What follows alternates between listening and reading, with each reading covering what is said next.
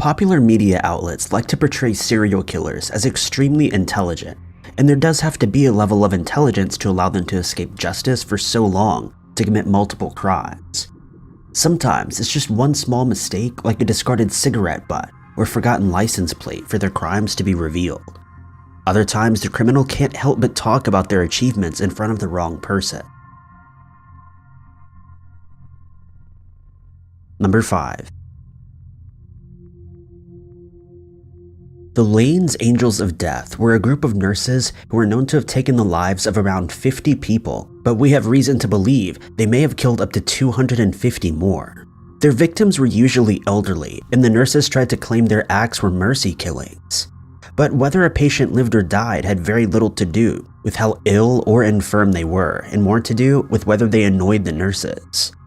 The deaths took place in Pavilion 5 of the Lainz Hospital in Vienna. The group that would become the Angels of Death were 4 women who all worked as nurses in the hospital. A young woman named Miss Wagner was the first to purposefully take the life of one of her patients. On this occasion, it seemed the claims of mercy killings may have been accurate. While working the graveyard shift in the spring of 1983, a 77-year-old woman asked Wagner to end her suffering, whether out of sympathy for the woman or some other reason, obliged and gave the woman a morphine overdose. The woman passed away, and Wagner discovered the act of taking another person's life to be thrilling.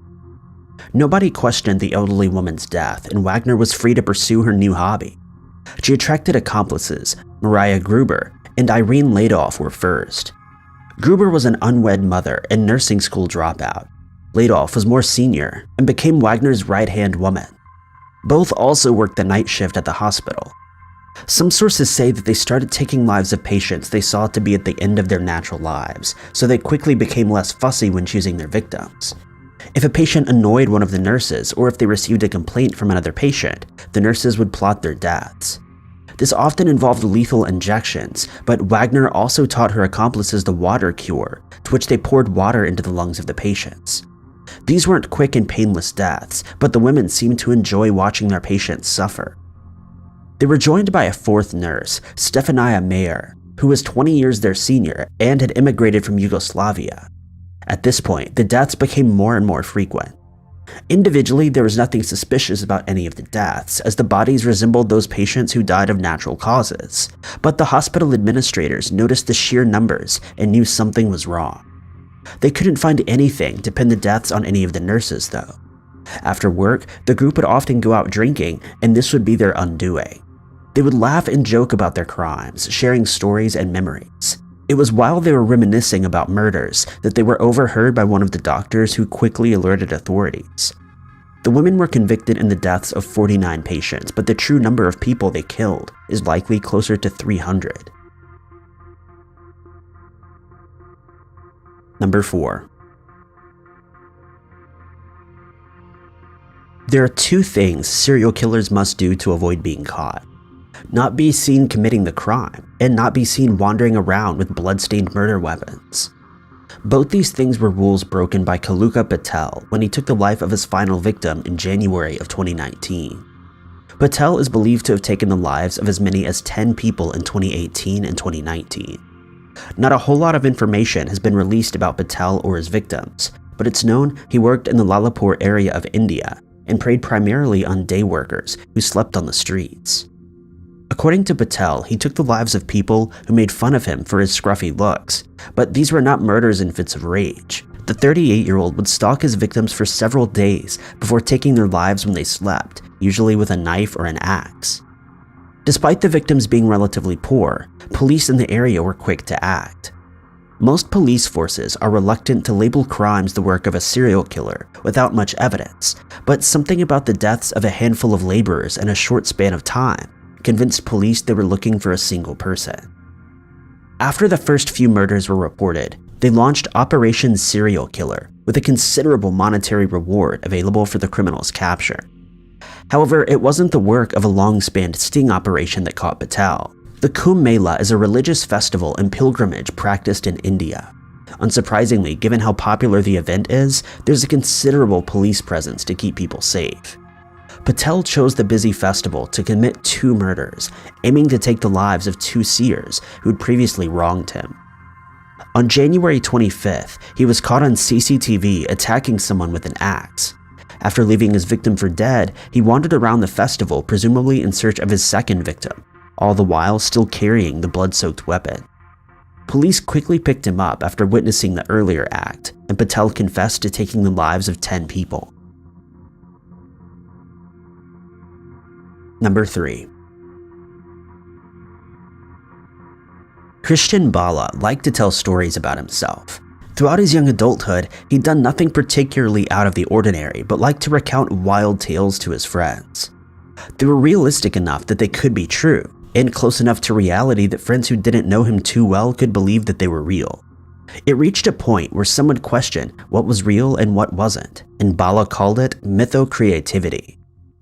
He studied philosophy and became fascinated with postmodernists. He believed that language was unable to pinpoint absolute truth and liked to think of himself as breaking away from all systems. It's unsurprising that Bala wrote a novel with the central character extremely similar to himself.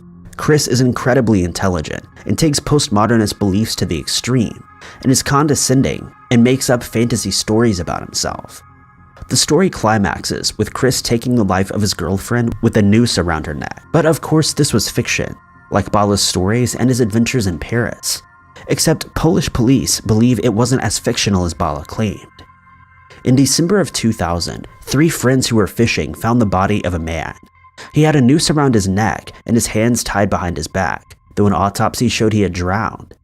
He'd been held hostage for several days without food before he died. The man was identified as Dariusz Janiszewski, who'd gone missing that November. On the day that Dariusz went missing, his secretary received a call from a potential client requesting to speak to him. Dariusz wasn't in the office at the time, but the secretary gave the caller his cell number. Not long after, Dariusz received a call from the number, and they arranged a meeting that afternoon. The call came from a payphone, and the case quickly went cold. It wasn't until years later that a police officer working on cold cases was able to make any progress. Dariusz's cell phone had been missing since he disappeared, but the officer was able to get the phone's serial number from Dariusz's family.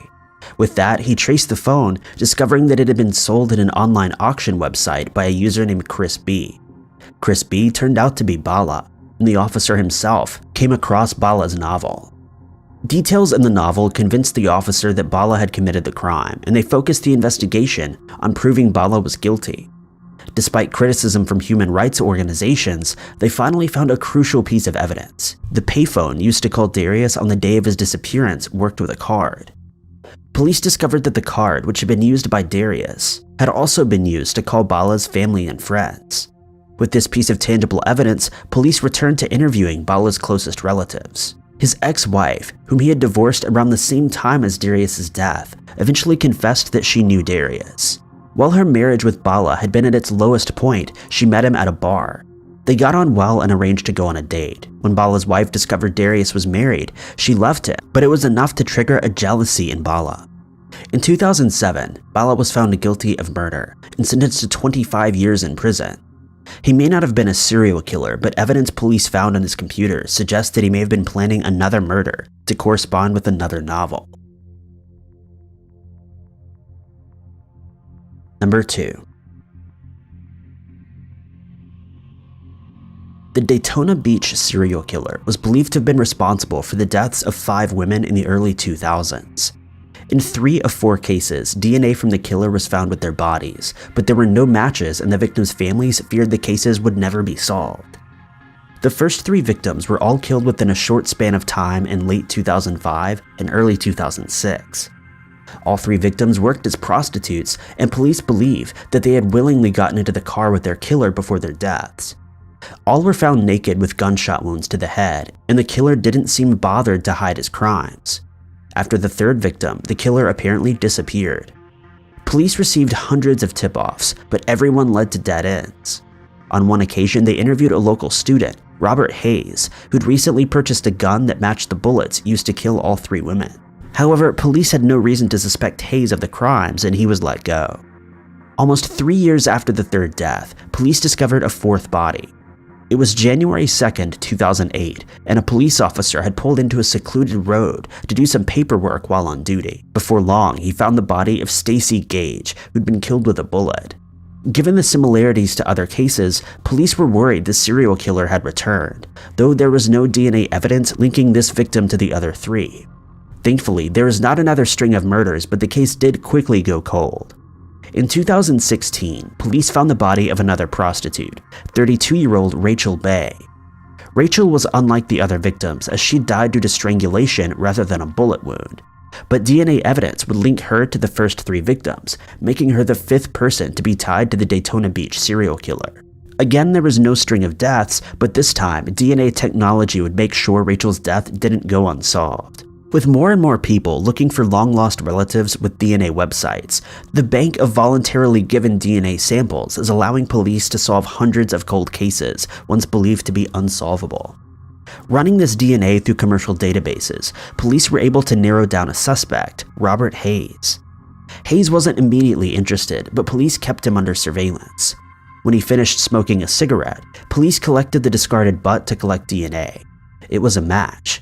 He was arrested and charged with 4 murders that DNA had connected him to. Number 1. Joel Rifkin became fascinated with serial killers in his late 20s. In particular, it was those that preyed on prostitutes that caught his attention. In the late 1980s, he had no shortage of named and unnamed serial killers to study, and eventually emulate. Despite being an intelligent child, Rifkin did poorly in school, and after graduating, struggled to hold down a job. What money he did earn, he spent on prostitutes, though he managed to hide his spending habits from his parents. At first, he was never violent towards the women he hired, and on more than one occasion, he found himself on the receiving end of robberies from either the women or their pimps. But his non-violent nature changed after his father died and he was rejected by a romantic interest. The first 2 victims have never been found or identified. He took his first life in March of 1989. She was a prostitute known only as Susie, who he picked up in East Manhattan. After taking her life, Rifkin went to great lengths to make sure she was never identified, removing her fingertips and teeth before disposing of the body in various locations in New York and New Jersey. His second victim, another prostitute, was killed in late 1990. Rifkin used cement to weigh down her body parts before disposing of them in bodies of water. Rifkin became more frequent in his kills, but also more careless. He didn't continue with the careful process to ensure his victims weren't found. After their deaths, he often didn't do anything to the women except dump their bodies. Due to their status as prostitutes, many of his victims were never noticed as missing, and even when their bodies were found, they remained unidentified, despite Rifkin making no efforts to conceal their identities. Causes of death were even unknown, and some were passed off as drug overdoses. He would kill at least 16 women before he picked up Tiffany Bresciani on June 24, 1993. She was from Louisiana, but had moved to New York with a dream of acting. Instead, she fell into a dependency on drugs and worked as a prostitute to fund herself. Rifkin took her life shortly before dawn that day, covering her body with a tarp and storing it in the trunk of his mother's car. Before he even had time to move the body, his mother requested the car keys to go on a shopping trip. When she returned, he moved the body into his garage while he worked on his pickup truck. Tiffany had been dead for days by the time Rifkin finally tried to dispose of her body. Still in the tarp, he loaded her into the back of his truck and set off to Melville's Republic Airport. Unfortunately for Rifkin, he hadn't attached the rear license plate to his truck. This small mistake would be enough for 2 patrol officers to stop it. Rifkin didn't immediately stop, but when he did, the officers immediately smelled the decaying body in the bed. He was arrested and confessed to 17 murders, though some suspect he may have been responsible for more. He was found guilty of 9 and sentenced to 203 years in prison. Thank you guys so much for watching. If you liked this video, be sure to click that like button. Also, don't forget to subscribe and click that notification bell to keep up to date with all of our future uploads. But I've been Ty Knotts, and I'll catch you guys in the next video.